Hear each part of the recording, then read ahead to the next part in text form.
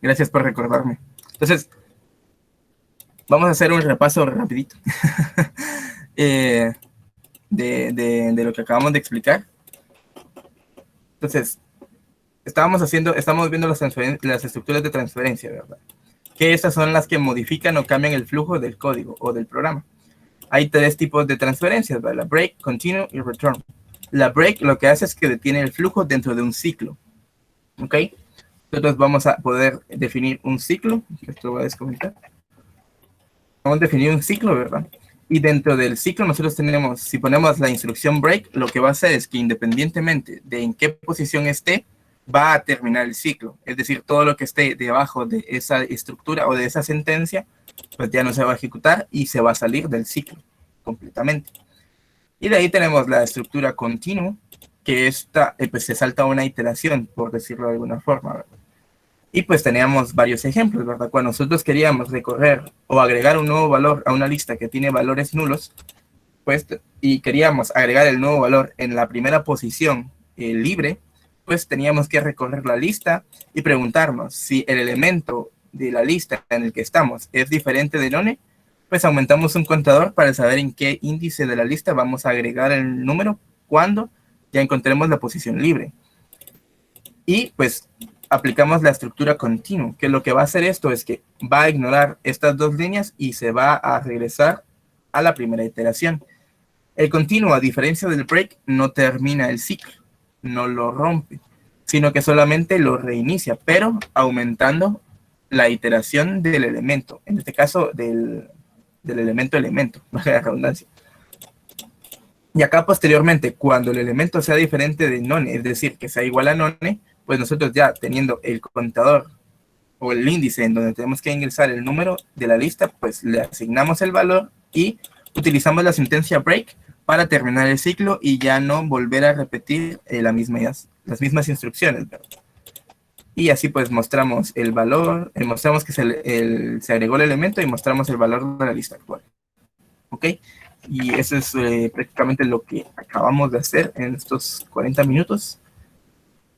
Y parece que todo está claro, ¿verdad? No hay ninguna duda, ¿seguros?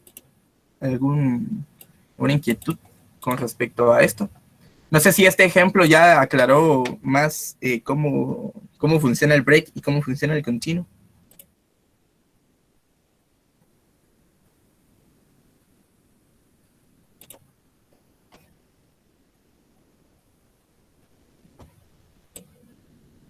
Bien, bueno, perfecto. Entonces ahorita voy a corroborar si el continuo puede ser utilizado dentro de otras estructuras que no sean cíclicas, por ejemplo, dentro de un if.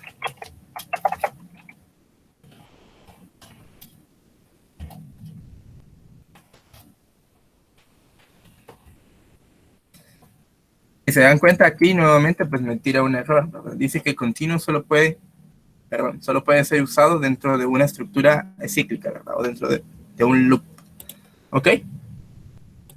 Entonces, pues este continuo, pues en ese sentido hace lo mismo que el break, ¿verdad? Se transfiere a la instrucción o a la sentencia que esté más arriba, ¿verdad? Si acá está dentro de un if, pues el continuo se transfiere a esta estructura y como aquí estoy dentro de un for y es una estructura cíclica, pues el continuo viene y actúa, se ejecuta.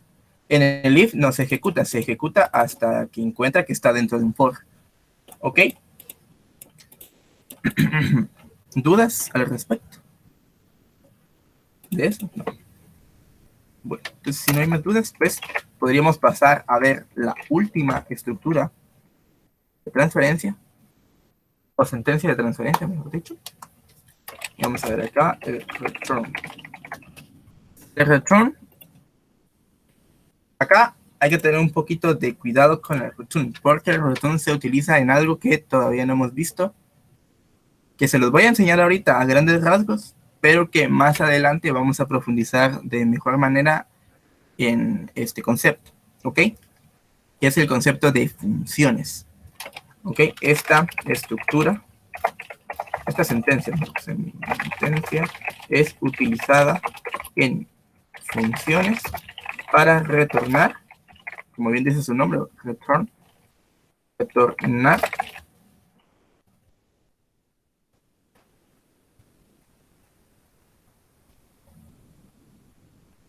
un valor. Puede ser opcional el valor.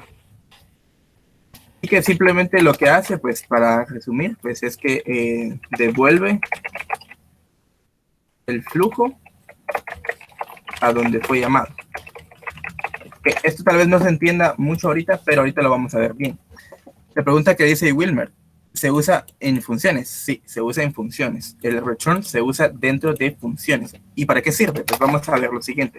Yo les había comentado en las clases anteriores que habíamos estado viendo lo que eran funciones nativas de Python. ¿A qué me refería con funciones nativas de Python? Pues funciones que Python ya trae por defecto, ¿verdad? Que ya están ahí, que las podemos utilizar, como lo eran el print y como lo eran el input, ¿verdad?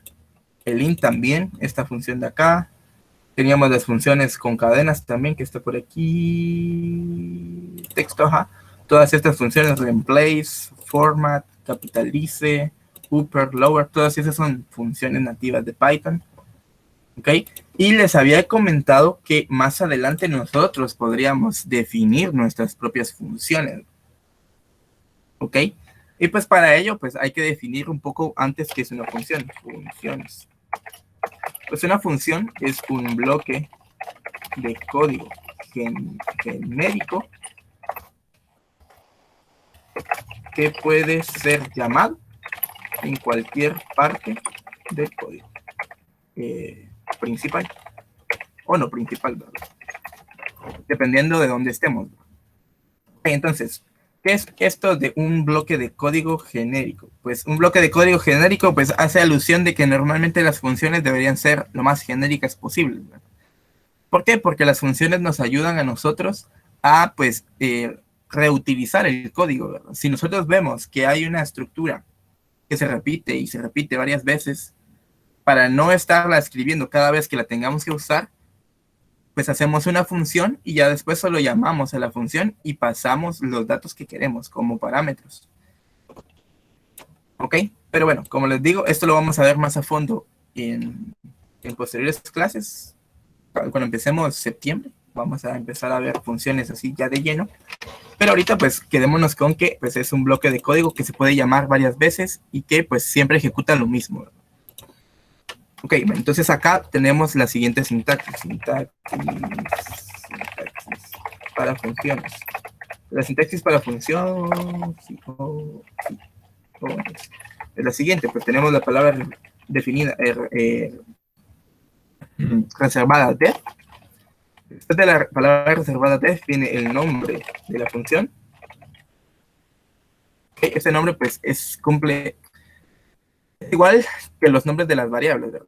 Tiene las mismas reglas. Puede empezar con una letra o un guión bajo y puede seguirle una letra, un número o un guión bajo, ¿verdad? ¿Ok? Y después vienen los paréntesis. Estos paréntesis sí son obligatorios, no es como en los demás, como en el while, por ejemplo, que no son obligatorios. Pero aquí en este sí es obligatorio. Y acá pues vienen los parámetros. Que los agrego dentro de los corchetes, que ya les había indicado que los corchetes indican opcionalidad, es decir, que puede que traiga o no traiga parámetros. Y acá los parámetros son una lista de variables, por decirlo de alguna forma, ¿verdad? Separadas por comas. ¿Okay? Nosotros podemos aquí decirle en los parámetros, por ejemplo, los parámetros pueden ser igual a nombre, coma, edad, por ejemplo. Y esa función va a recibir el nombre y la edad, entre comillas, ¿verdad? El repo de Git lo compartirán luego de clase. El repo de Git está en el Classroom. No sé si están agregados al Classroom. Y así, ¿verdad? Bueno, entonces, vamos a hacer un ejemplo, ¿verdad? Vamos a escribir la palabra reservada def. Vamos a ponerle un nombre a la función, que sería primera función, lo voy a poner. Y dentro de paréntesis, en este caso la voy a mandar sin parámetros. ¿Y qué es lo que quiero que haga? Ah, sí, aquí me faltaron los 2 puntos, perdón. Los 2 puntos y su respectiva indentación, ¿verdad? Siempre recuérdense de la indentación. No pueden escapar de la indentación de Python. Y acá viene su bloque. voy a separar un poquito esto. La indentación, y acá lo único que yo quiero hacer es imprimir mi nombre, por ejemplo. Okay. Esto es lo que hace la función. Entonces, las llamadas a función, ¿cómo se usan? Pues ahorita vamos a ver eso. Llamadas a función. Se coloca el nombre de la función, nombre función, seguida por los paréntesis, que también son obligatorios. Y acá adentro irían los valores que toma la función, ¿verdad? Si se dan cuenta, por ejemplo, si yo me pongo arriba del print, acá me dice que es una función que se llama print y que dentro de los paréntesis acepta un objeto, un separador, porque esté separado por comas, ¿verdad? Acá un archivo y un flush, pero me acepta varias cosas, ¿verdad? Y así sucesivamente. Entonces, pues acá yo le voy a mandar el valor que quiero. Y si yo no le mando nada es porque la función no requiere de que yo le mande un valor. ¿Sí? En este caso, esta función que yo creé aquí no requiere que yo le mande un valor. Por lo tanto, para llamarla solo tengo que poner el nombre de la función, primera función, y le pongo los paréntesis. ¿Ok? Si se dan cuenta, cuando yo escribo primera función, acá el editor pues me tira este como cubito, ¿verdad? ¿Qué pasa cuando yo llamo a una variable? Por ejemplo, ¿qué variables tengo aquí? La count, por ejemplo. Cuando yo intento escribir count, si se dan cuenta es como un prisma acostado, así es como un cubito, pero más chaparro, y está dentro de corchetes, ¿verdad? Eso lo que indica es que es una variable. Los cubos estos de acá indican que son funciones. ¿Ok? Entonces, voy a comentar esto nuevamente. Todo esto lo voy a comentar.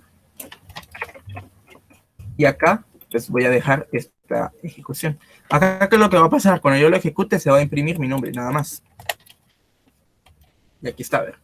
Miren, esta se imprimió mi nombre. Y yo la vuelvo a llamar, se va a imprimir 2 veces.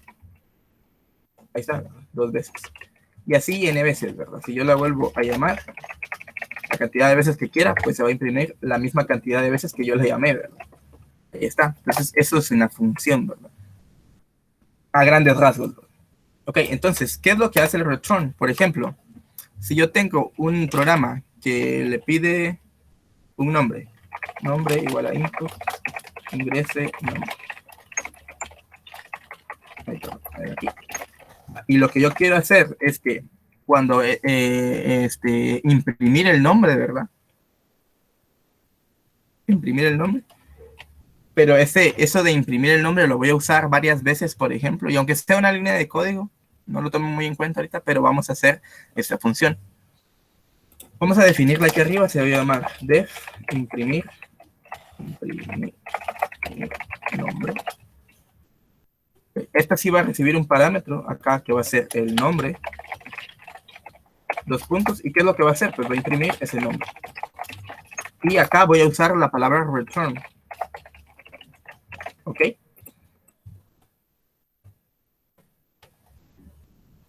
Por ejemplo, voy a poner un print.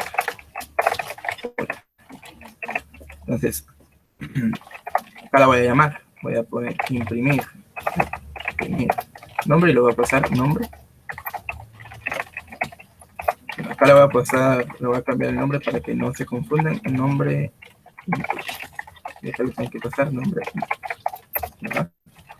Entonces, como primer punto a observar, acá el print, si se dan cuenta, me lo tira como que opacado. Y que habíamos dicho que significaba cuando el editor me lo tira opacado, que ese código es inaccesible. Incluso acá me dice, código is unreachable, es código no alcanzable. ¿Esto por qué pasa? Porque el return lo que va a hacer es que va a terminar la función, es decir, me va a regresar a donde fue llamada. La función fue llamada aquí. Entonces, por ejemplo, si yo pongo aquí un print, hola mundo, entonces va a venir, la va a llamar, se va a ir a esta línea de código, va a empezar a ejecutar esto y cuando encuentre el return va a regresar aquí y va a seguir con el flujo normal, ¿verdad? Por eso es que es una sentencia de transferencia, porque cambia el flujo. Y esta es la que más se nota cuando cambia el flujo, ¿verdad? Es como que la más notoria, o al menos para mí es la que más se nota cuando se cambia el flujo. Ok, entonces, veamos. Si yo lo ejecuto, pues acá me va a pedir un nombre, pues yo puedo poner alien, y pues me imprime alien y después hola mundo. Ok, si yo lo ejecuto otra vez y yo le pongo, por ejemplo, el nombre de alguno de ustedes, por ejemplo, Adolfo, va a imprimir Adolfo, ¿verdad? Y a esto es a lo que me refiero con genéricas, ¿verdad? Que no necesariamente tienen que imprimir datos quemados, pues pueden imprimir valores que yo les pase, ¿verdad? Valores dinámicos, ¿ok? La cantidad de complejidad que se puede hacer con las funciones es inmensa, ¿verdad? Entonces, esto se lo quitamos, ¿verdad? Porque ya sabemos qué es lo que hace este return, ¿ok? Entonces, vamos a ejecutarlo de la forma paso por paso para que vean cómo es que va cambiando el flujo de la aplicación. Entonces, acá, vemos aquí, y acá me va a pedir el nombre, ¿verdad? Yo lo doy acá, me espera, aquí ingreso el nombre, por ejemplo, Wilmer. Entonces, acá, viene para acá, ¿verdad? Y acá, si se dan cuenta, la variable de nombre input tiene Wilmer, ¿ok? Tiene el valor de Wilmer. Entonces yo acá le tengo que dar esta flecha de acá, no a la que es curvada, sino a la que está hacia abajo, ¿verdad? Y esto lo que va a hacer es que me va a llevar a donde está definida la función, que sería la línea 67, acá, y va a tomar el valor que yo le paso aquí, que sería Wilmer, en esta variable que tiene el nombre vale redundancia. Le doy acá y entra, ¿verdad? Entonces nombre vale efectivamente Wilmer. Ejecuta el print, ¿verdad? Ejecuta el print. Y después viene el return y lo que va a hacer el return es que me va a regresar a la línea 76 o posiblemente venga y me tire de una vez a la línea 78. Ahí está, me tiró de una vez a la línea número 78. Pero ¿por qué no continúa para acá abajo, verdad? Porque el return lo que hace es que regresa a donde fue invocada la función, ¿verdad? Lo manda de regreso otra vez. ¿Ok? Si yo no le pongo el return, pues funciona igual, porque implícitamente la función, cuando no tiene un return, pues le pone como que el return dentro, así mismo, ¿verdad? O sea, está como que es por default. Si yo en la función no pongo el return por default, ahí va a estar. ¿Y qué va a retornar? Pues no va a retornar nada. Yo acá le puedo poner valores también. Aquí, eso no se lo dije, yo le puedo poner valores y ese valor es el que me va a retornar. Pero en este caso, pues lo vamos a ver solo como el return que no devuelve nada. Pues no sé si tienen alguna duda con respecto a esta. Que yo sé que hay mucha información porque empezamos a ver qué era una función, qué son los parámetros y más o menos cómo van funcionando. Ya que es mucha información, pero lo importante es que hayan entendido qué es lo que hace el return, ¿verdad? Que ya todo esto lo vamos a ver más a detalle y más despacio posteriormente. Entonces no sé si hay alguna duda. ¿Cuándo se debe saber cuándo debe retornar valor o vacío? Pues eso depende de lo que haga tu función, ¿ok? Por ejemplo, si lo que hace tu función es devolver el resultado de una suma, pues ahí sí tienes que devolver un valor. Pero si lo que hace tu función es imprimir el resultado de una suma, pues ahí ya no es necesario devolver el valor porque ya lo imprimís. Normalmente cuando nosotros devolvemos valor es porque o lo queremos imprimir o lo queremos utilizar más adelante. Entonces ese es un ejemplo muy simple de cuándo voy a decir que retorna un valor y cuándo puedo decir que retorne vacío. Por ejemplo, la función print me devuelve vacío. Si se dan cuenta, esta flecha de acá denota el tipo de datos que me devuelve la función. ¿Por qué vacío? Porque a mí realmente el print no me interesa qué me devuelve. Porque yo lo que quiero es que saque lo que yo le mando por consola. Cambio el input, si se dan cuenta. Por ejemplo, ¿dónde está el input? Acá lo voy a descomentar.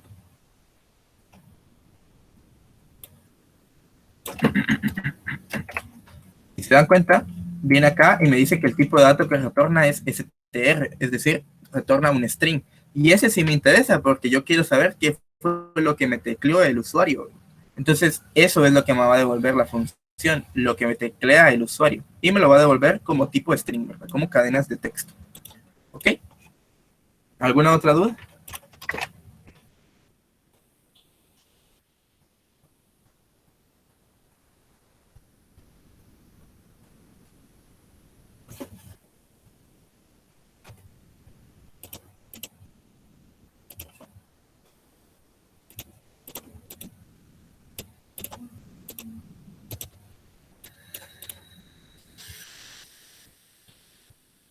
Sí, yo esta semana que viene, yo les voy a estar publicando un archivo con varios ejercicios que necesito que me entreguen.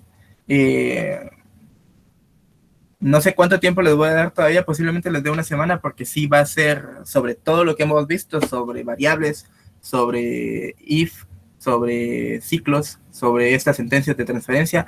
La que posiblemente no les ponga mucho es el return, porque eso lo vamos a ver más adelante cuando veamos funciones. De las que les voy a poner va a ser de continuo y del break, ¿ok? Ya las de return las veremos el próximo mes, porque esas ya necesitan de funciones, y como las funciones no las hemos visto del todo bien, pues necesito explicarles bien funciones para que pueda dejarles ejercicios competitivos de return, que tengan, pues que cumplan la función de entender cómo funciona. ¿Ok? Entonces, eso yo se los estaría compartiendo esta semana.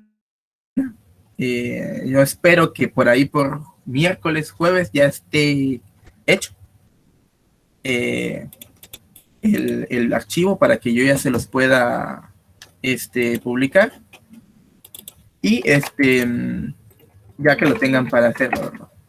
Yo les voy a habilitar la entrega ahí en el Classroom. Ahí les pasé el código de Classroom por el chat también. Y solamente, ahorita, no sé si para los que ya estuvieron en el Classroom, pues que se revisaron los contenidos del curso.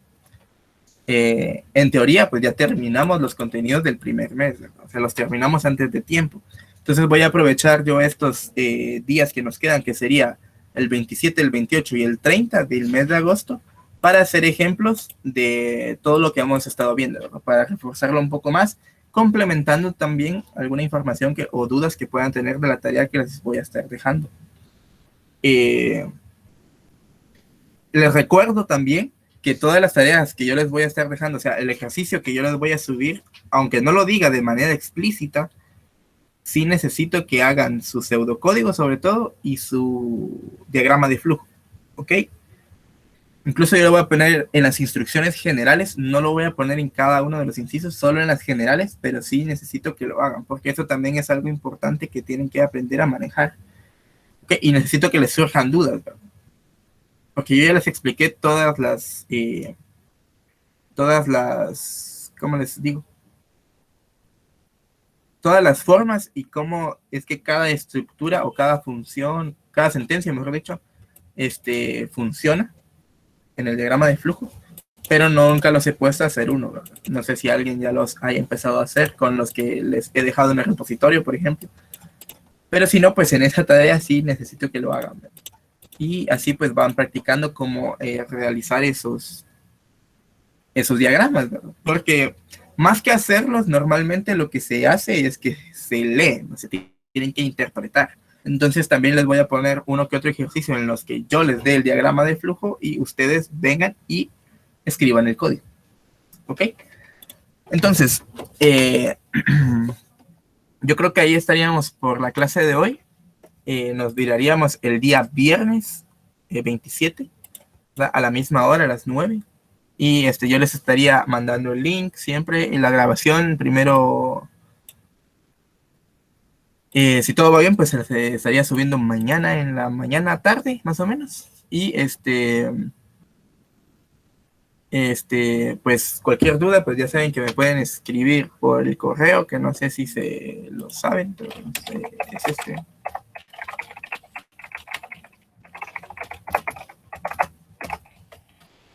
Este es mi correo. Ok. Y si no bueno, es que en el Classroom no pueden publicar, ¿verdad? Pero tal vez en algún comentario de la última publicación, sobre todo, que yo he hecho, me pueden dejar ahí comentarios también, ¿verdad? Mejor si es por el Classroom, realmente. Yo reviso más el Classroom para estos temas que este correo. Entonces, si pueden escribirme en el comentario de la última publicación que he hecho, mejor. Así yo estoy atento a la última publicación de todos sus comentarios y ya les puedo resolver dudas. Tienes que solicitar acceso para poder verlos. Entonces, si me envías la solicitud, yo ya te la habilito y pues ya los puedes ver. Sí, ahorita ya me cayó cabal que me pidieron solicitud de videos. Y así, ¿verdad? Entonces, ahí ya están hasta los de la clase 9. La clase 10 es esta. Entonces yo mañana se los estaría compartiendo, si todo va bien. Y pues ahí estaríamos. Entonces, si no hay más dudas, pues se pueden retirar. Y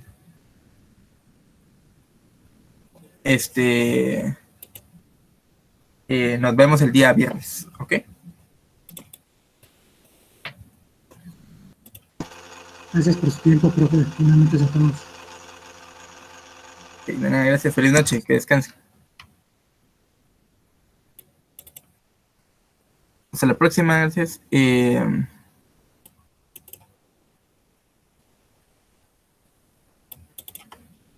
Sí, decime, Snow, ¿qué necesitabas? Cada vez lo vemos ahorita. Hola, ¿Qué tal? ¿Puedo compartir? Sí, compartí.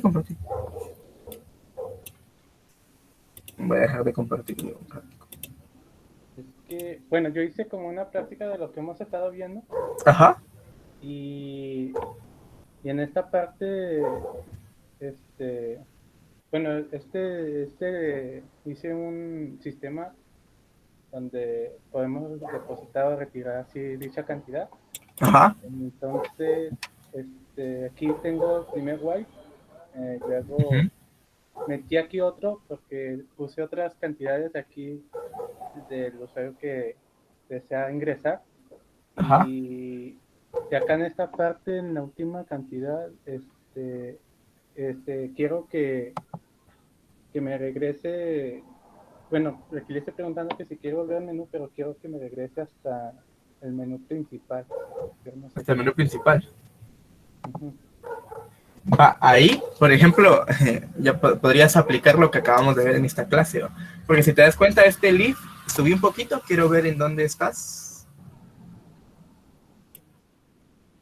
El leaf está dentro del segundo while, ¿verdad? Del menú depósito igual así, ¿verdad?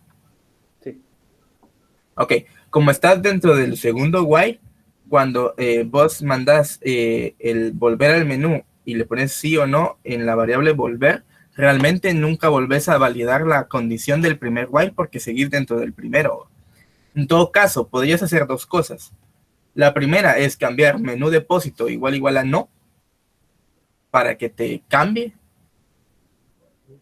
Porque en este caso, por ejemplo, sigamos esta lógica.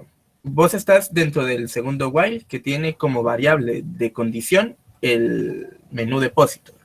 Igual así. Entonces, en tu menú, vos le pones que si ingresa la opción 6, pues es para volver al menú principal, me imagino yo, ¿verdad? Sí. Ok, entonces, ahí, ¿qué variable deberías de modificar para volver al menú principal? Es decir, ¿qué variable tendrías que modificar para que tu while, tu segundo while en este caso, pues termine? Pues en este caso, la variable que tendrías que haber modificado sería la de menú depósito.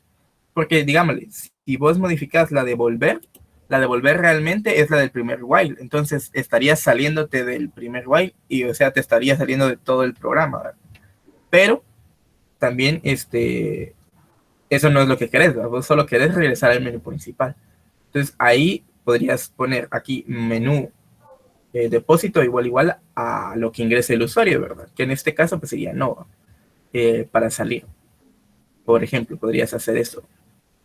Lo otro que podrías hacer, y como te decía, aplicando lo que acabamos de ver hoy, podrías preguntar, o sea, en vez bueno, sí, podrías preguntar si lo que ingresa el usuario es sí o no, ¿verdad? O sea, si quieres regresar al menú principal. Si la respuesta es que sí quieres regresar al menú principal, pues vos venís y dentro de tu if pones break, ¿ok? Y cuando ponga el break, va a salirse del segundo ciclo y se va a regresar al menú principal. O sea, esas son las dos opciones que te podrían funcionar, ¿verdad? Entonces aquí tendría que ser una opción de if y else, donde si es sí, ya pongo break, ¿verdad? Ajá, por ejemplo, acá, aunque no deberías de utilizar esta variable, pero como ya la tenés ahí, pues lo hago con esta. Dígame, si acá vos guardás en volver la variable input, ¿verdad? Que te pregunta volver al menú y te pone dos opciones, sí o no, ¿verdad?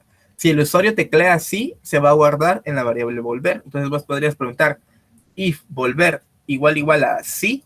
Entonces, si eso es verdadero, dentro del if podrías venir y meter el break. ¿Ok? Entonces ahí cuando metas el break, pues se va a salir del segundo while que tenés y te va a regresar al menú principal, ¿no? Esa sería una opción. Y la otra opción que te decía, pues es que en vez de modificar el volver, pues que modificaras el menú depósito, y ahí la pregunta debería ser diferente. ¿Por qué? Porque ahí la pregunta es, ¿desea salir, por ejemplo, de este menú? Entonces cuando él diga que... no, perdón. Acá sería... Menú depósito, sí, ¿verdad? Tendríamos que poner una pregunta que devuelva no, ¿verdad? Para que así se guarde en el menú depósito y pues ya se salga, ¿verdad? No sé si te queda claro o te resolví la duda. Sí. Sí. Va. No, de nada, ahí estamos a la orden. Entonces ahí estamos. Voy a parar la grabación.